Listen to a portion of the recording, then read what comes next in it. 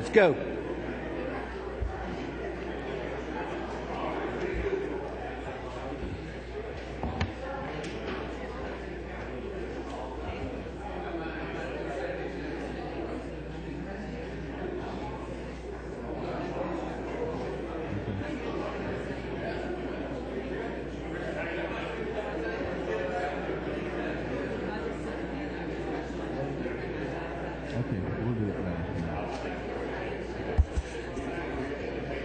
Good morning.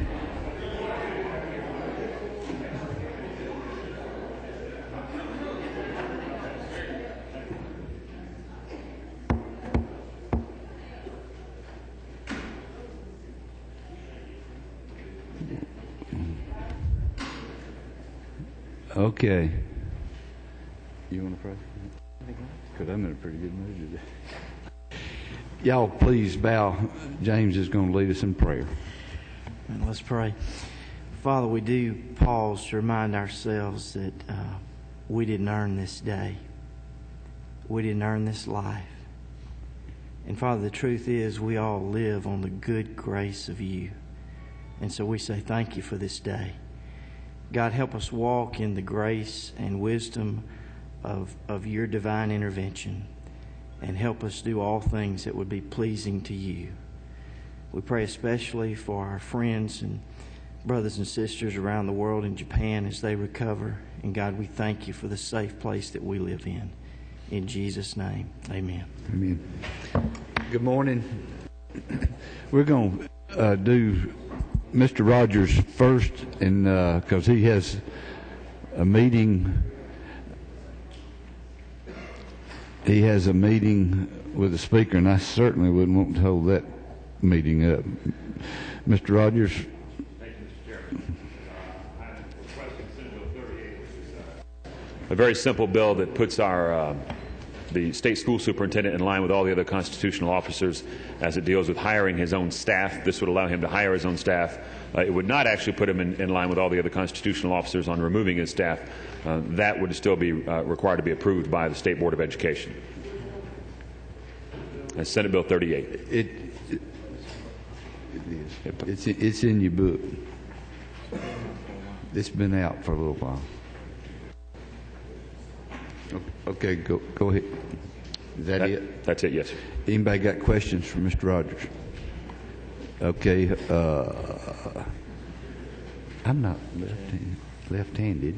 I can't operate that thing. Mr. Roberts. Thank you, Mr. Chairman. We're taking it to 250. Can you just briefly explain why we're going from 50? It used to be 250. It was moved down to 50, and now we want to go back to 250. Can you briefly explain that? Yeah, be glad to. My understanding is that this is the only on the contract. This is the only statewide elected official who even has a cap of any type. As you know, a few years back, we had a problem with one of our state school superintendents that resulted in her finding herself in prison. And it was after that that I believe the cap was lowered. It's interesting to note that the violation of law had nothing to do with the cap. So whether there was no cap or a cap of $1, she still broke the law. This would simply raise that from 50 to 250. It's our understanding from the Department of Education that 88% of the contracts that he enters into are above that number anyway. So this would affect a very small number of contracts. Minority Leader. Thank you. Mr. Leader, my question goes to the restriction of setting the agenda for the school board to only the only the school superintendent. And my concern is that if there are any issues that the school board wants to discuss that regard the superintendent, he has the ability to essentially preclude that from occurring. Can you speak to whether or not that's actually a concern that we should have? I didn't hear all the questions. I'm sorry. The concern that I have is that the revised language would restrict the setting of the agenda to the school superintendent. And my concern is that if the school board has concerns regarding the school superintendent, he has the unilateral ability to essentially preclude that from coming to the agenda. Can you speak to whether or not that's a valid concern to have? I'm not sure what version is in your packet, but right now the school board sets the agenda, and the superintendent can advise them and ask them what to put on the agenda. But there was a previous version of this bill that sought to change that. It's not being changed. So Thank you. It's the same way it is now.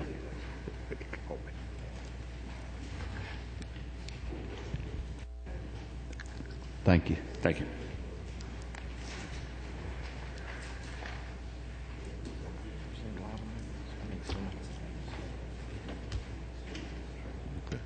Mr. Loudermilk.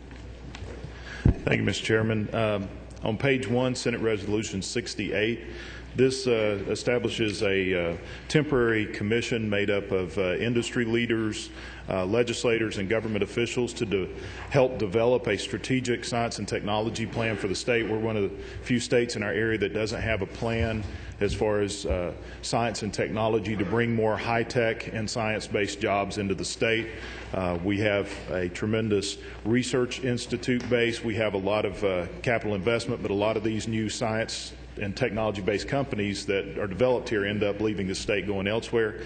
This would cover everything from K-12 education up through establishing new business, and just make a recommendation to the legislature on establishing a strategic plan for job growth. Any questions? No questions. All right. Thank you. Thank you, Mr. Chairman. Y'all hold on a second.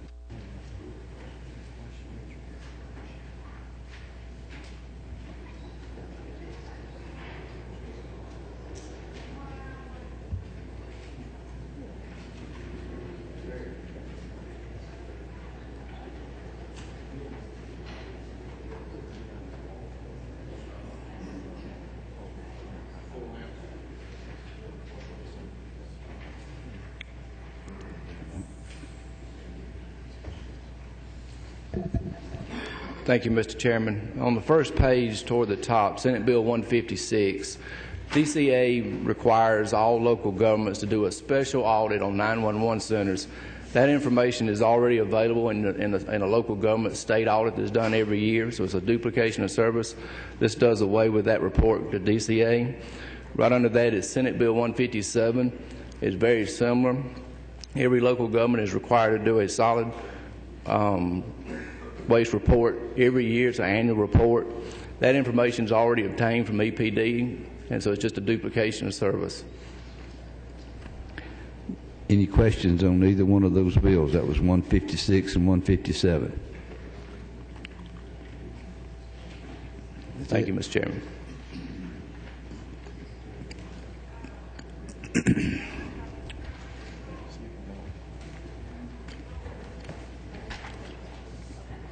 Thank you, Mr. Chairman, members of the committee. I'm pleased to be here today. My name is Butch Miller. I'm from the 49th Senate District. I'm here to bring you clarification on Senate Bill 121. Yesterday there were considerable questions regarding a number of areas, and I would like to see if I can clarify those this morning. There was question regarding the DNR expenses and why we were asking for that to be changed. The mileage rate in per diem for the DNR board committee days has not been changed since 1973. Currently, other boards, for instance, the Department of Transportation gets $105 per day and 51 cents per mile. Department of Community Services gets $105 and 51 cents per mile. Department of Community Affairs gets $105 and 51 cents a mile.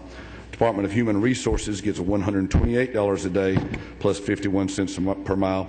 So my point is, we want to bring this on par with the other boards. I hope that answers the concerns regarding asking for the change in the board rate and the per diem and the mileage. There was also a question yesterday regarding whether this refund came from the general fund or came from the department. It's my understanding it comes from the general fund when there is a refund requested and made. There were also further questions regarding why we're asking for a change in this process. Today, in order to process a claim to recover money from the state, you have to go through the Claims Advisory Board. An individual must provide to the Claims Advisory Board the following paperwork: a sworn affidavit, a statement of insurance coverage, an insurance waiver form, a claimant's affidavit of value of the property, a receipted itemized repair bill or 2 itemized estimates of repairs, a physician statement, a notarized list of out-of-pocket expenses, a sworn affidavit, and a copy of a police report. Well, in 9 times out of 10, 99% of these cases, there are none of these documents available. So we're really just going through a process, and it's not efficient government, and what we're trying to do is streamline this. In 2010, there were further questions regarding how many claims there were. In 2010, there were 351 claims against the Secretary of State, and these were basically for licenses and contracts. There were 140 against the Department of Natural Resources, and there were 16 claims against other state agencies during this time. Senate Bill 121 would merely add the necessary statutory language for the Secretary of State Corporations Division and the Department of Natural Resources, Game and Fish, and Parks and Boatings Divisions to create a rule allowing them the ability to grant refunds for good cause. If it's the pleasure of the committee, I'd ask for your favorable consideration of Senate Bill 121. Would be delighted to entertain questions, and I will do my very best to answer them. Any questions? Yes, we've got questions. Ms. Manning. Yes, sir. Can you tell me what the physical impact will this be? And they do make more than we do, right? Can you help us with that? I am so sorry, ma'am. I could not understand your question. I said they do make more than we do. Can you help us with ours too? Yes, ma'am. I'll take that up next year. This is my first ride, so let me get broken in on this one. No, I just wondered if this was going to have, what kind of physical impact it was going to have on us.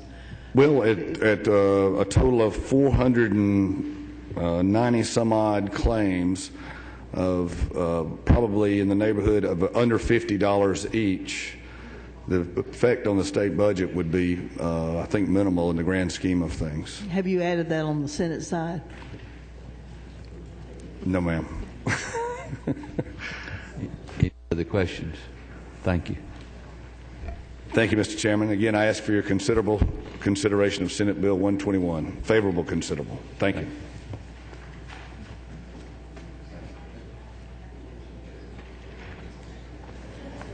Thank you, Mr. Chairman, members of the committee.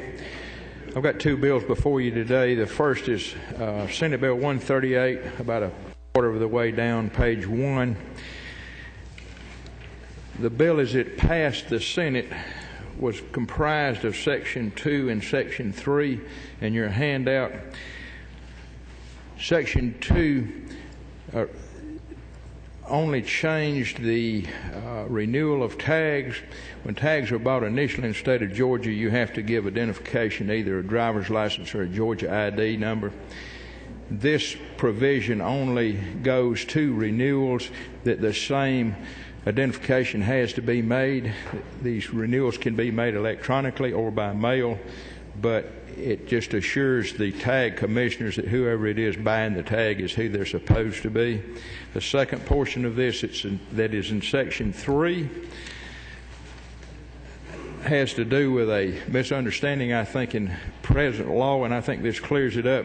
If an individual is charged with driving without a license, heretofore they've been able to go out and get a new license in the interim between the time they're charged and come to court, and they will have been deemed to have a valid driver's license if they got one in the interim. All this law says is you had to have a valid driver's license at the time that you were arrested or were cited.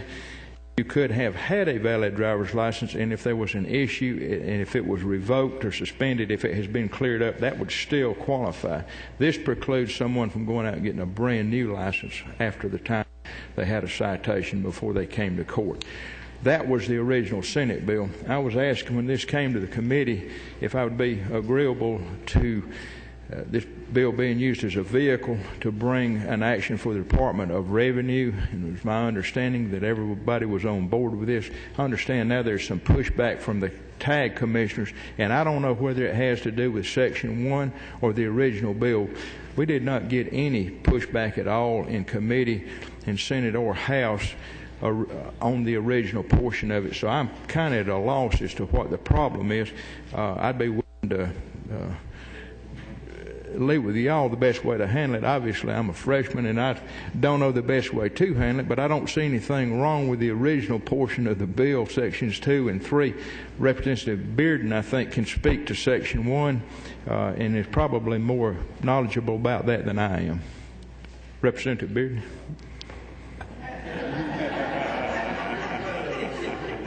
Excuse me.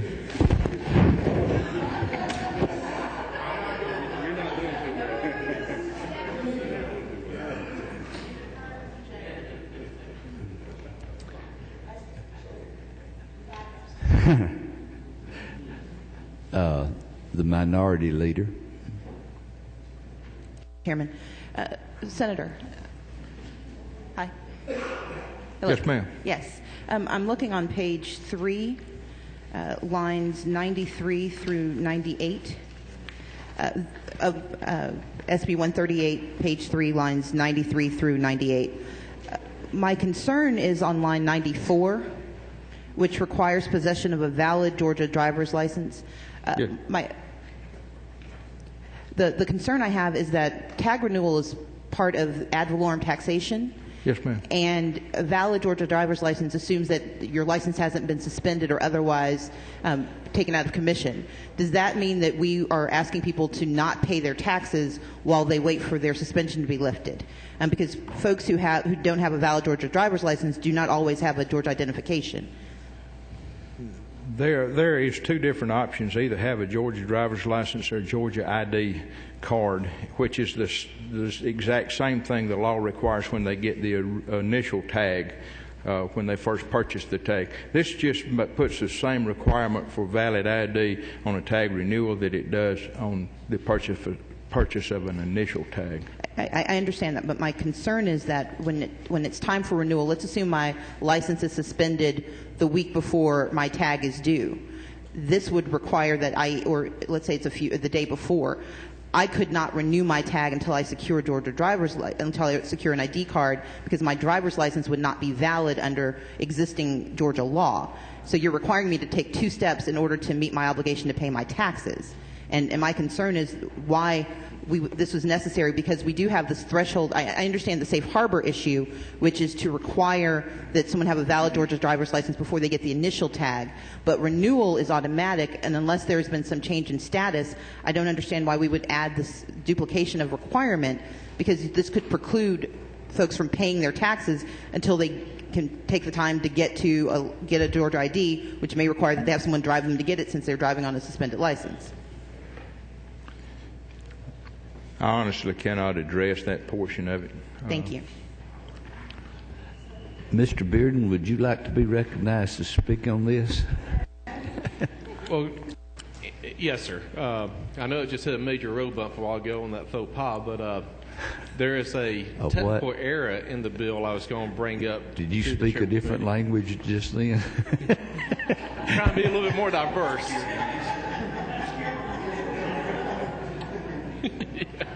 Yeah, that's Carroll County for there was a mistake. But I just wanted to bring up a technical problem with the bill that was just brought to my attention, because I was asked to carry this bill on lines 27 on page 2. There should have been a period after code section 40-2-20. And there should have been a period, because the next line that states to register such vehicle as provided in code section 40-2-29 should actually be on 29 and 30. So I would just ask that we strike the remaining part of that sentence, and then on line 30 where it says 40-2-20, it should have been 40-2-29. It was kind of a run-on sentence there that was just basically a typographical error by, I'm expanding Chairman Earhart. A grammatical faux pas, yeah. I think this committee can probably fix those kind of errors. We might not can fix the bill, but we can fix those grammatical errors, and I would do that under if you have. I thought I heard you make a motion to do that. Did you not? I did, sir. Second. Okay. Anybody got a problem with him changing 20 to 29? It's done. Thank you, sir. Okay. Ms. Hughley.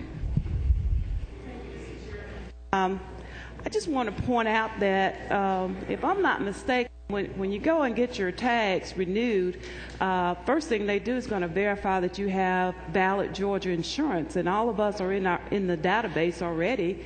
So I don't understand why we're doing this additional step, because the state of Georgia already knows who that person is based on the fact that they have valid insurance. And you know, if they don't have it, they're going to call the agent's office to check and see where their insurance is, because that's your safe harbor, because you have to show that the vehicle is insured before you can renew that tag. And the lady is correct.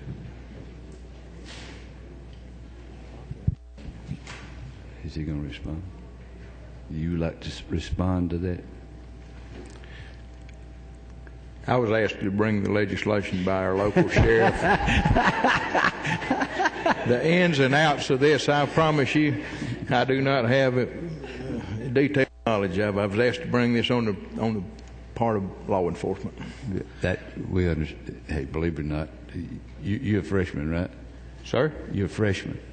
Yes, sir. You get abused down here no matter what you are, whether you're a freshman or one been down here for 12, 13 years. Mr. Rice. Well, you'd sure hope that a veteran didn't screw up as bad as I did this morning. You know, you'd think you'd learn something after a while. It's easier over here, I promise. Mr. Chairman, my committee meets this afternoon. I would like to make a motion that we recommit. You have a motion. Do I hear a second? Any opposed? How about that? Thank you. It's recommitted back to committee. I'm going to take a break here for just a second. Mr. Setzler, would you like to introduce your guest?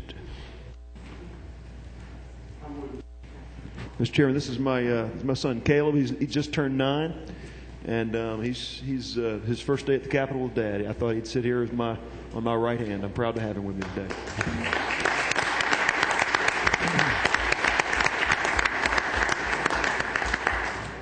Well, we're certainly glad you came with your daddy. Maybe we can get something out of him today that makes a little sense. That's it. It's recommitted back to. Oh, you got what other one you got? I'm sorry. You want me to address that now? The other bill? Yes, sir. Yes, sir. Thank you, Mr. Chairman. The last bill I've got is Senate Bill 231 at the bottom of page 1. Current Georgia law precludes person convicted of certain crimes from receiving first offender status. This expands the list of those crimes to include an aggravated assault against a police officer, aggravated battery against a police officer or a law enforcement officer, and resisting or obstruction of a police officer resulting in serious physical harm. This just extends an extra level, I guess, of assurance to our law enforcement officers that we're serious about people who try to harm them, and it's very straightforward. Answer any questions? Any questions? Thank you. Thank you, Mr. Chairman. Mr. Grant. Thank you, Mr. Chairman. I'm Johnny Grant from Senate District 25. I bring to you today the second from the last bill on your page, Senate Bill 178.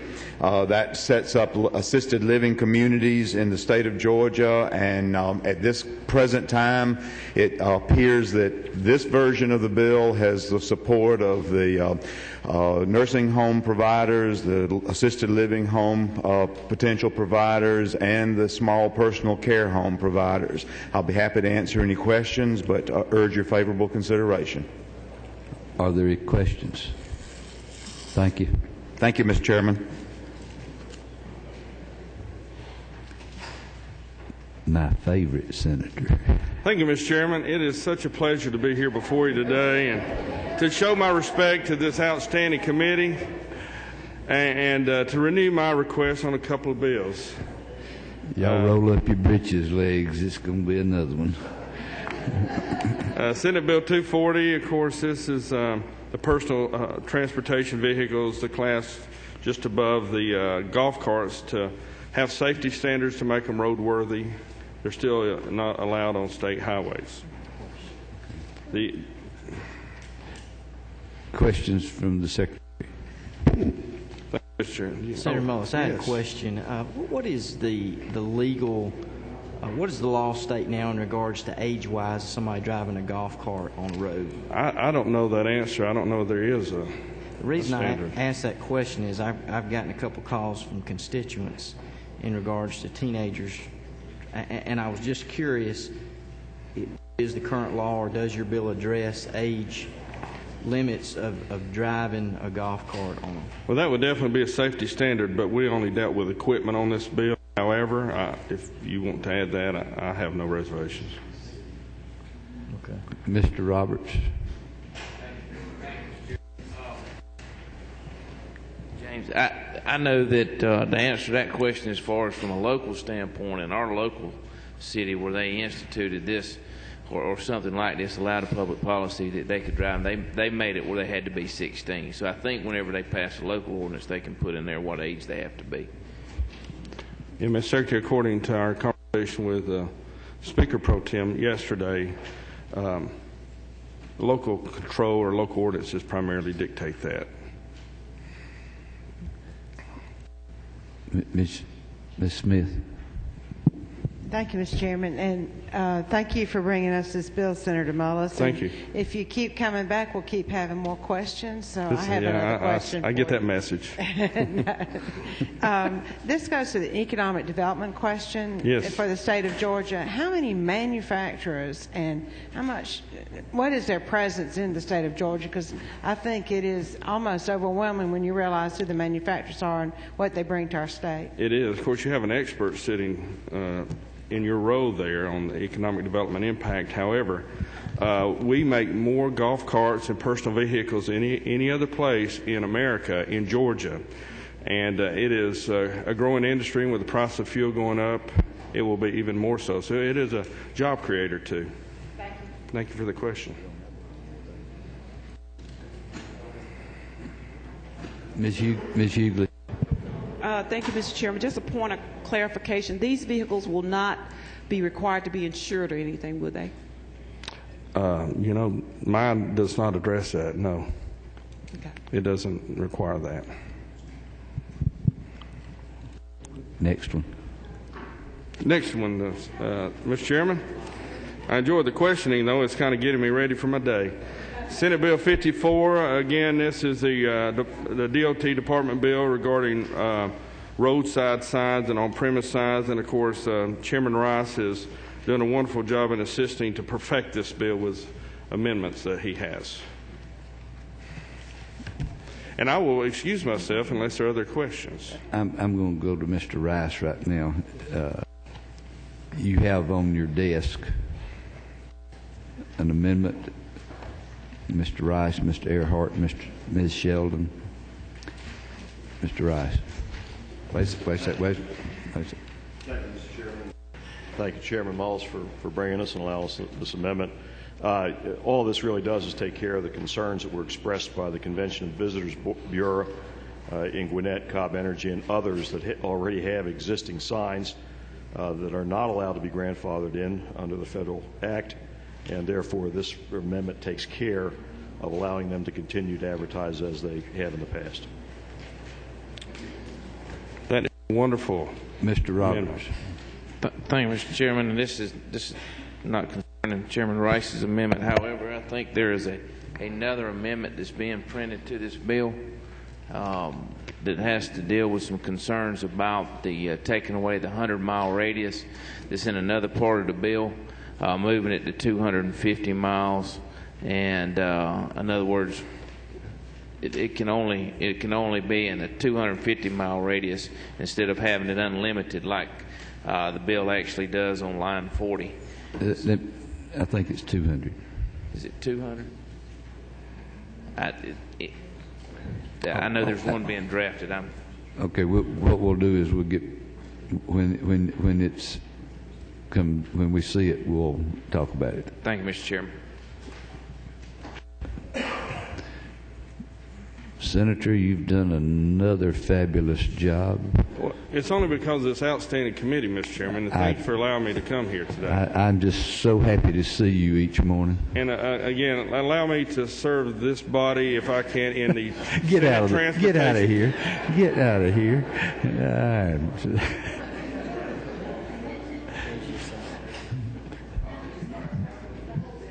Boy, I sure am glad to see a representative. Mr. Chairman, I am happy to come before the committee to bring the only House measure that is before the Rules Committee today. And it's always an honor to follow my senator. I get to do that in local forums quite often. House Resolution 424 is a resolution urging the performance of a feasibility study relating to withdrawal, storage, and distribution of waters from a small portion of northwest Georgia in the Tennessee River Basin. We have 4 creeks in Dade, Walker, and Catoosa County. Those 4 creeks carry approximately 725 million gallons of water a day across the Tennessee line and into the Tennessee River. We'd like to look at the possibility of catching some of that water from those creeks prior to it leaving the state of Georgia. And you may ask, if we withdraw some of that water, what are we going to do with it? Conveniently enough, in Rossville, we have a rock quarry that has a storage capacity of about 3 billion gallons of water. It's got close to that amount of water in it presently. Probably does with all the rain that we've had. The next question may be how feasible would it be to get the water from those creeks to the rock quarry, and conveniently enough, 2 of those creeks merge together and flow through the property of the rock quarry, so they are very close to the quarry. A next question may be, if we were to look at doing this, how would we get the water from that rock quarry to where it could be usable in the state of Georgia? And conveniently enough, we have a railroad line that comes through that rock quarry property, and that railroad line extends to the Rome vicinity. That is state-owned right-of-way. That would be a great place to put pipeline to transport that water. So it just looks like to me that we've got a proposal here that demands further study, and we're urging the Department of Natural Resources and the Water Supply Division of GFA and other private enterprises, and I know we're looking at a study committee this summer on water. This needs to be a part of that proposal, and or those studies rather, and I would ask the committee to give favorable consideration to allowing House Resolution 424 to go to the calendar. And by the way, it passed Natural Resources with no opposition. Ms. Cooper. Thank you, Mr. Chairman.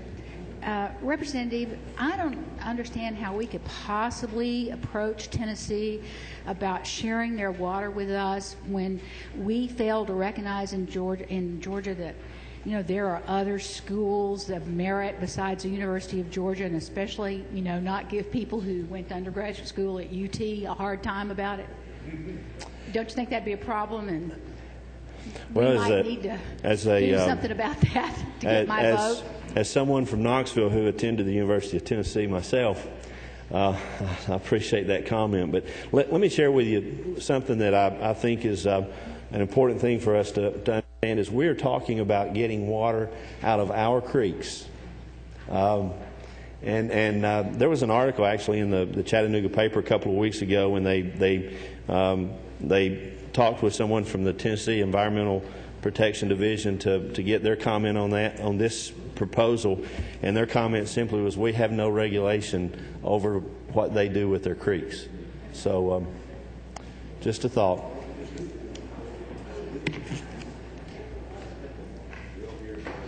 Thank you. Thank you.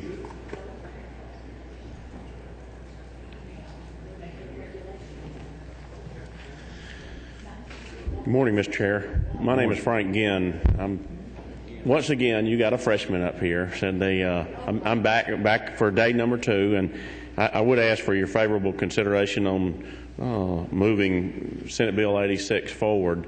It's one that I bring to you with a wide basis of support. GMA, ACCG, the Georgia Association of Regional Commissions. There's a lot of folks that understand this bill deals with everything that we do every day, and that's to take some of the burden off the taxpayers in Georgia. And we all pay state taxes, but everyone in here pays local taxes, and that's what this bill is geared to do. So I'll ask for your consideration and answer any questions you have for me. Any questions? Thank you. Thank you, Mr. Chairman.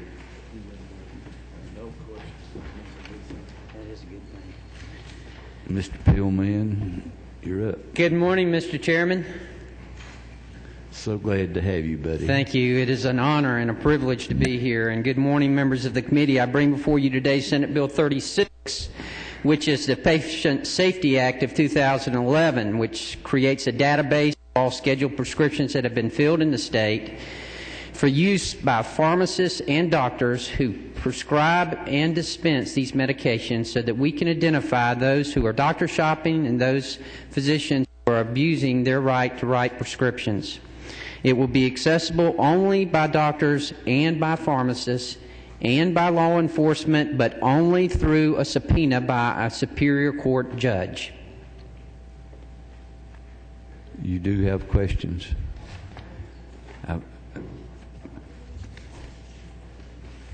Are we moving around here? You're not in your spot. Another good move. Mr. Thank you, Mr. Chairman. Senator, I understand the premise of the bill. I just don't understand, and perhaps you could explain this to me, what I consider to be the unwarranted intrusion into the rights of patients. How is this bill going to protect the rights of patients by allowing the state to view people's medications? Ma'am, it does not allow the state to view people's medications. As I just mentioned to you and as I just explained, it is accessible only by pharmacists and by physicians, only for their patients. Pharmacists and physicians have a moral and a professional responsibility to fill and to prescribe prescriptions for only those in need, and that is the only way. Law enforcement can only access this through a subpoena from a superior court judge. Mr. Beard, no. Setzler, you've moved. Yes, thank you, Mr. Chairman. To the author of the bill, isn't it true that SB 36 was amended in committee to, in essence, make this a state-controlled program and not hand this data over to the federal government? That is the way it leaves the House, yes, sir. Okay. And I just offered to members of the committee, there's been some concern that I've heard, Mr. Chairman. Isn't it true that this being a program where the data is collected, shared with other states and handed over to the federal government, the House amendments in committee ensured that this is a state-only program that federal law enforcement can only obtain through subpoenas, as the gentleman said. And as it's passed here, it's a state-only program, not a federalized program. And I would offer to members of the committee, the concerns I had about broadcasting this around the country have been controlled in this version. And as long as this version's in place, I would just offer the members of the committee, this is a state program, not a federal program. You want me to respond to that, Mr. Chairman? Please. Mr. Chairman, I can only assure you that just as a House bill, when it's in the Senate, we can't assure you that it's going to come back the same as it went in. Nor can I be assured that a Senate bill, when it goes in the House, is going to come back the same as it goes in. I think we've all been here long enough to understand that.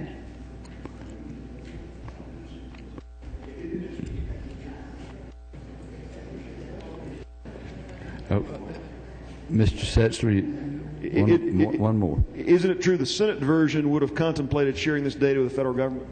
The Senate version would have shared it with other states that have this type of monitoring program for those physicians and for those pharmacists and their patients that they can access. Thank you, Mr. Ms. Hughley. Thank you, Mr. Chairman. Senator, can you speak to the security that will be in place to make sure that the personal identifying data will not be compromised? And if a compromise does happen, how would those patients be notified that their information was compromised?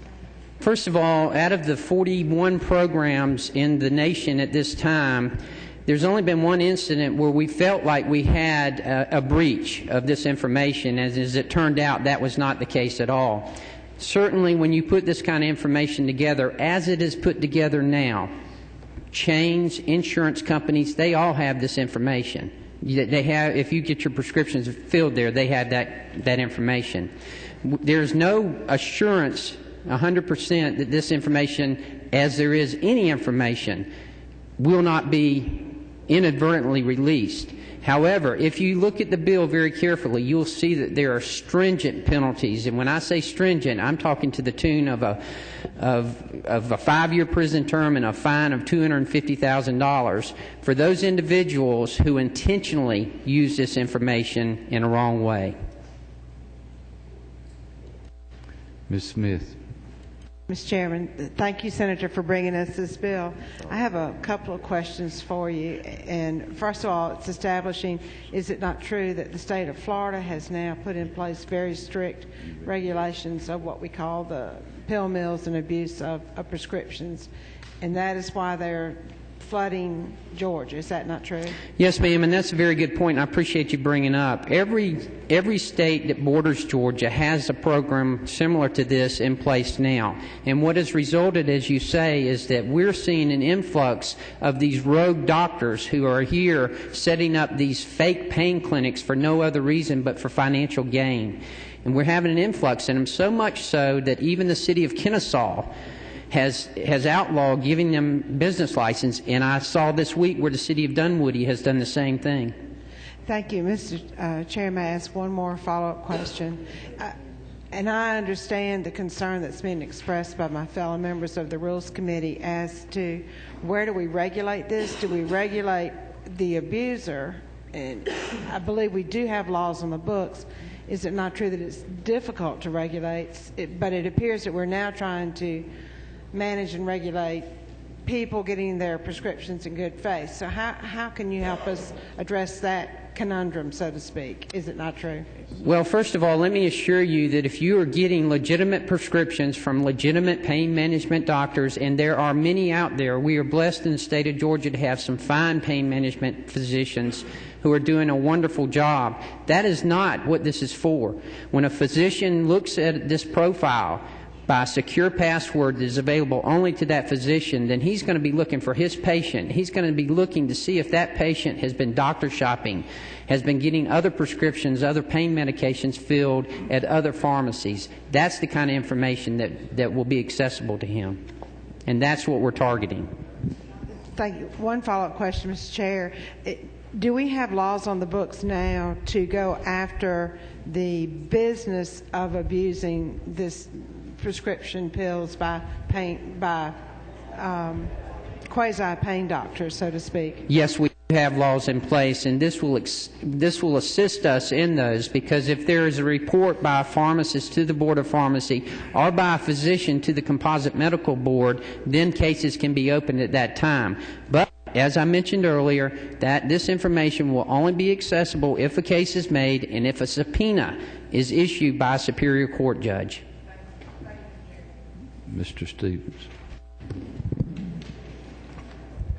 Senator Carter, isn't it true that today in Georgia that Drugs and Narcotics Agency can come into your pharmacy and mine at any time and pull this information by paper? Yes, sir, that is true. What we're simply trying to do is to go from a paper-based system to a computer-based system. This is no different from anything we're doing today.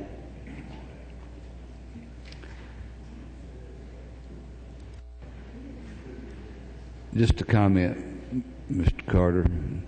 If you read in the newspaper about 3 weeks ago where probably the largest pain and pill clinic, it was in Calhoun, Georgia. Yes, sir. There wasn't a license from Georgia in their parking lot. They were from all out of state. We got to do something. Thank you, Mr. Chairman. Thank you, Mr. Carter. Thank you. Mr. Gooch. Yes, sir. Good morning. Good morning. Good to see you folks again. I'm the last freshman in line today, so maybe we can make this painless as possible. Senate Bill 58 is under the modified rule, about the fifth bill down. I ask for your consideration to put it on the calendar. This bill basically increases indemnification payments for highway employees to the same level as other public safety employees that are out on the road today. So if there's no questions, I'll step down. Do you have any questions, sir? Any questions from the committee? Thank you. Thank you. Mr. Butterworth.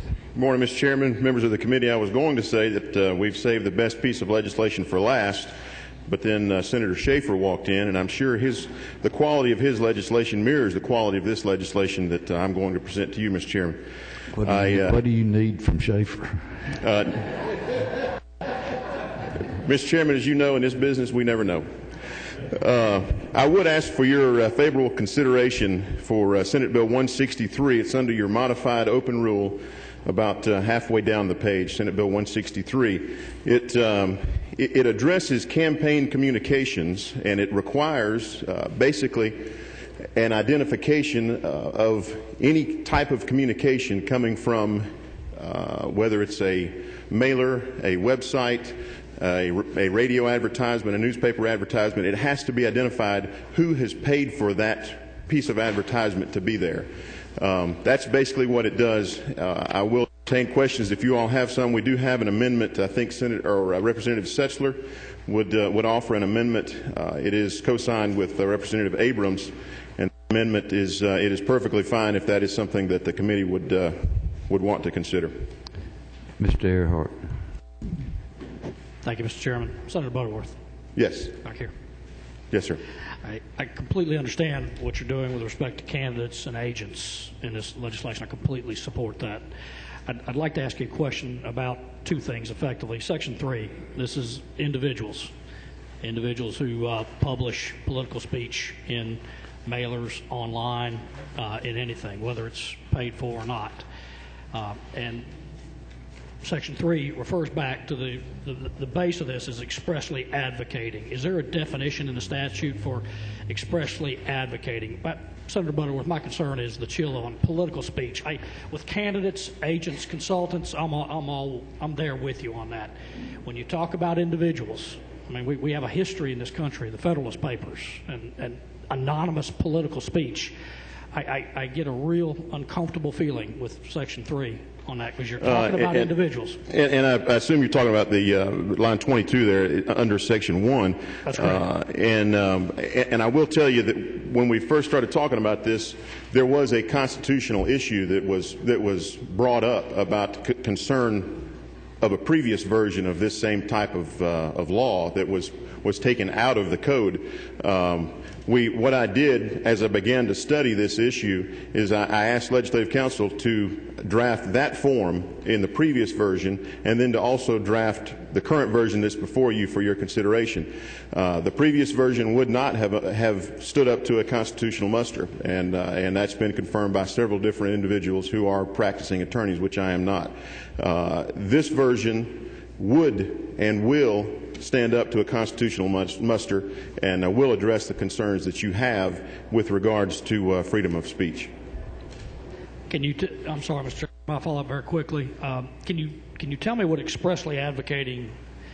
Is there a definition of that? I mean, I understand if I say in a pamphlet, I want to defeat that individual, but if I say in a pamphlet, this individual has voted for taxation, is that expressly advocating defeat? I would say the answer to your specific question is yes. To your general question, is it defined in the code? I don't know the answer to that question.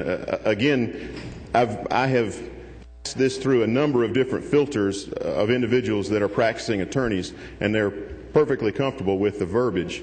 The answer to your specific question is expressly advocating defined. I don't know the answer to that question. Thank you. Yes, sir. Thank you. Mr. Whip. Yeah, let me sort of follow up on Representative Earhart's question and sort of give you a basic sort of example to ask you how it fits. Somebody, on Facebook post a note basically saying that, Representative Lindsay should be beaten because of X, Y, Z.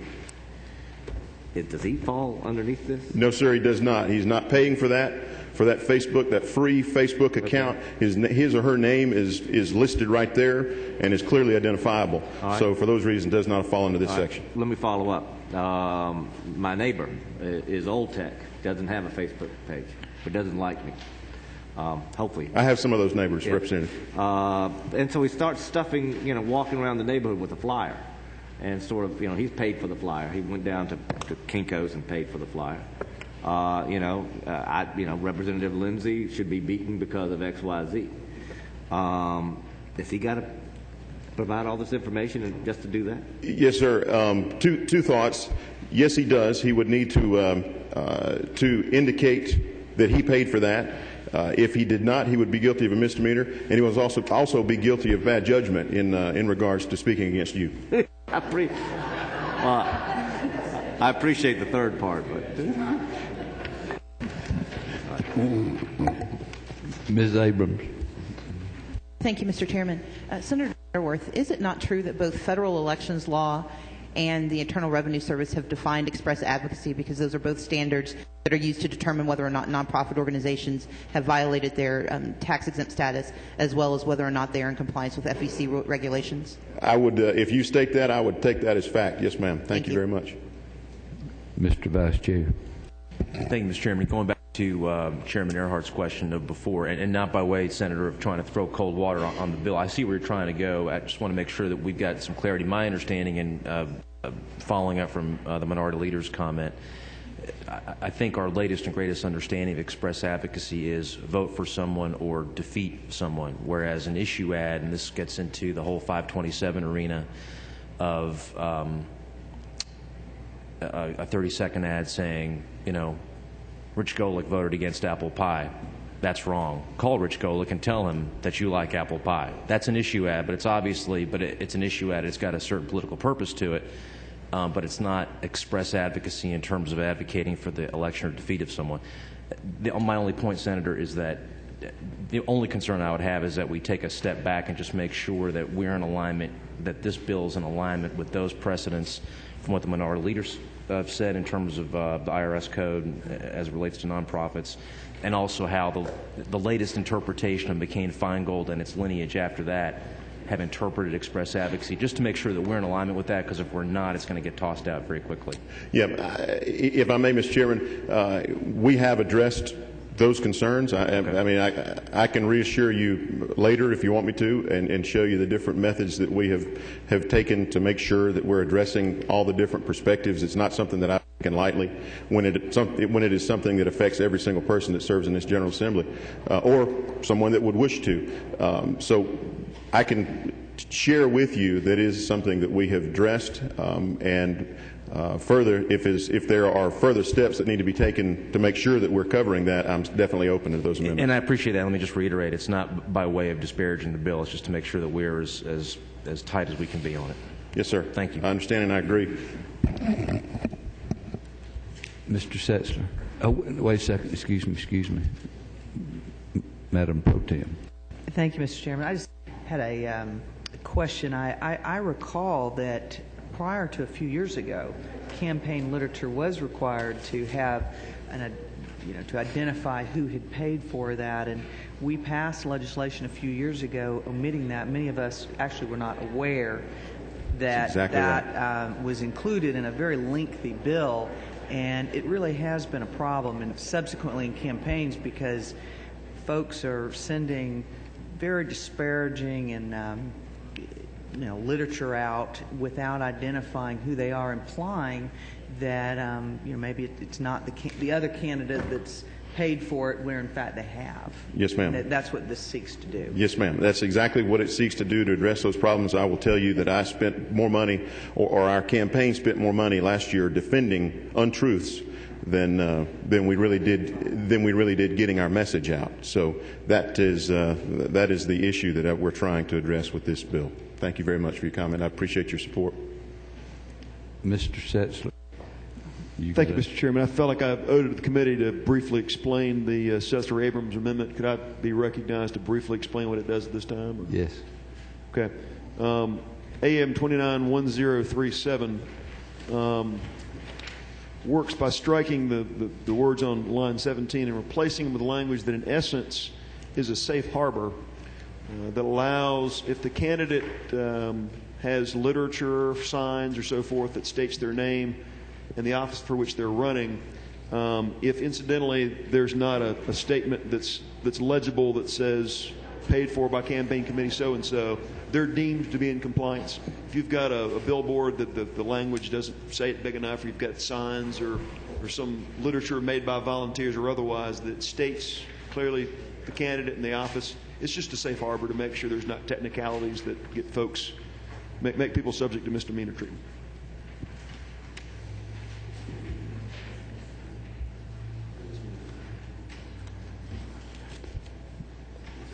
Okay. What I'm going to do right now is go ahead and everybody's got that amendment. Do I hear a move, Mr. Sessler? Do I hear a second? All those in favor of that amendment signify by aye. Any opposed? Motion. Okay. Thank you. Thank you, Mr. Chairman. Thank you, members of the committee. Hope you have a great day. Mr. Schaefer. Mr. Chairman, members of the committee, I'm here on behalf of Senate Bill 108 in the modified structure rules section of your calendar. This bill deals with the Universal Service Fund for natural gas. The fund currently is used now to subsidize the cost of natural gas infrastructure, mainly pipeline extensions to areas of the state where natural gas service is not currently available. What this bill does is simply say that if a company that receives subsidies from this fund to build infrastructure subsequently sells that infrastructure, that the money from the sale goes back into the fund instead of staying with the company. Any questions? Minority Leader. Thank you, Mr. Chairman. Senator, on line 46, page 2, this adds the language that allows for payments made provided by order of the Commission. What's the authority of the Commission to require payments? What those payments refer to? That was added by your House committee at the request of the Public Service Commission. It wasn't in the original bill, but I think it was. I think it was explained to me that it was intended to clarify authority that they believe they already have. Thank you.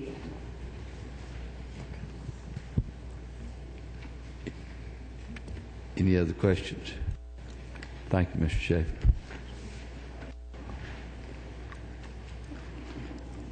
Okay. Mr. Golick. Wait a second. You're on.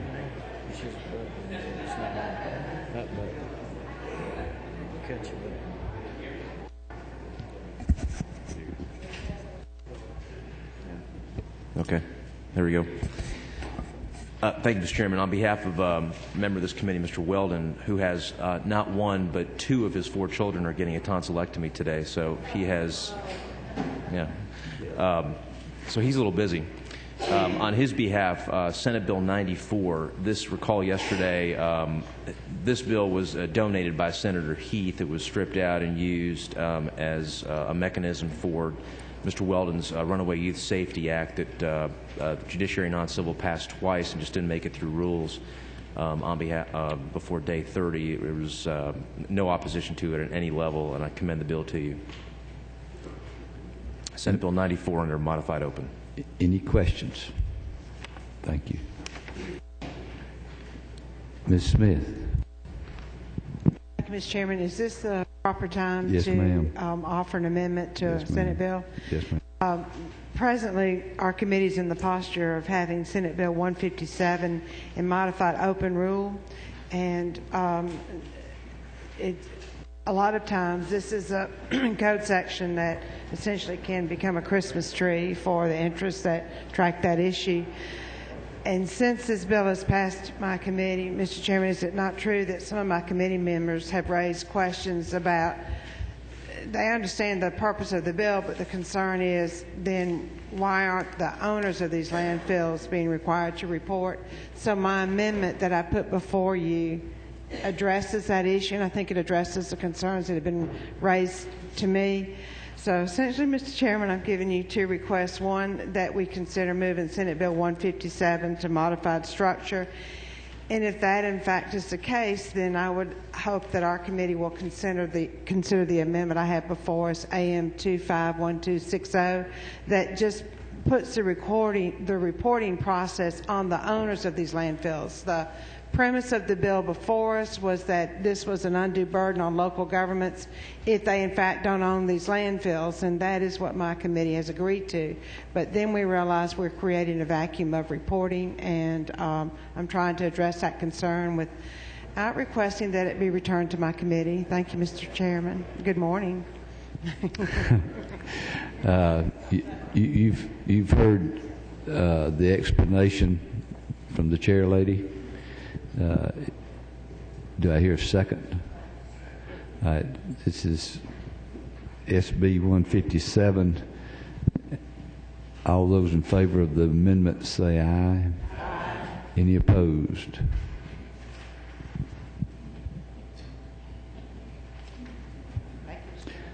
Mr. Roberts. Thank you, Mr. Chairman. Now I believe everybody should have the amendment on their desk to Senate Bill 54. This is actually an amendment for Representative Benton, but what this seeks to do is we had eliminated the 100-mile radius. This just goes back in and puts in that it has to be within a 200-mile radius. It doesn't make it where that they can travel 300-400 miles, whatever it may be. It just limits it to 200. You've heard his explanation of the amendment. I hear a second. Second. Have a motion and a second. All those in favor of the amendment signify by aye. Aye. Any opposed? Motion carries.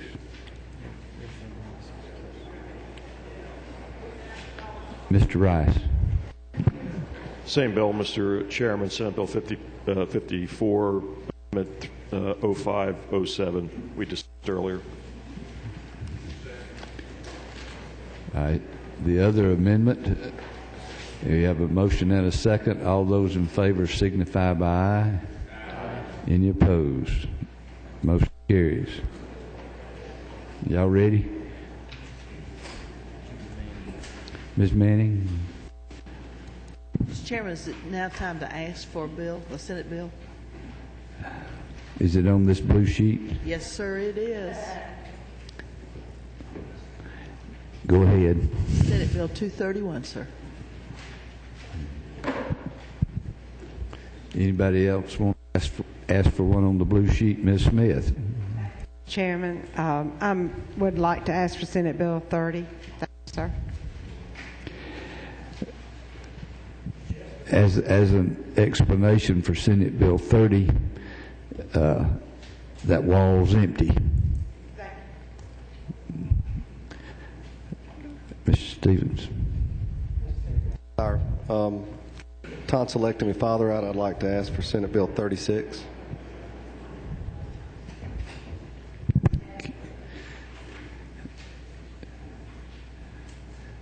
Ms. Cooper. And I'd like to ask for Senate Bill 94, and I would also like to ask for Senate Bill 178, which is the one for assisted living facilities. Okay. Anybody else? All right, ready? Under modified open, SB 94. Any opposed? Motion is on. Under modified structure, SB 157 as amended. Have moved. Any opposition? It's on. SB 240 under modified open. Any objection? HR 424 under modified structure. Any objection? Under modified structure, SB 54 as amended twice. Any opposition? All those in favor signify by aye. Aye. Those opposed? SB 58 under modified structure. Any opposition? So, under modified structure, SB 121.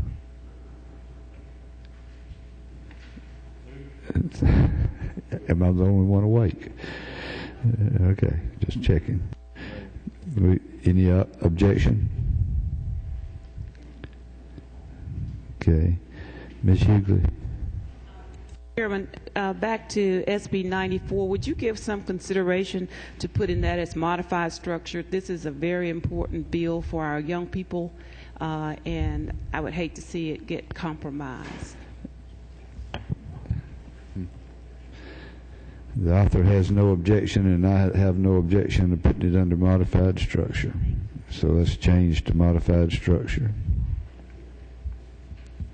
That's it.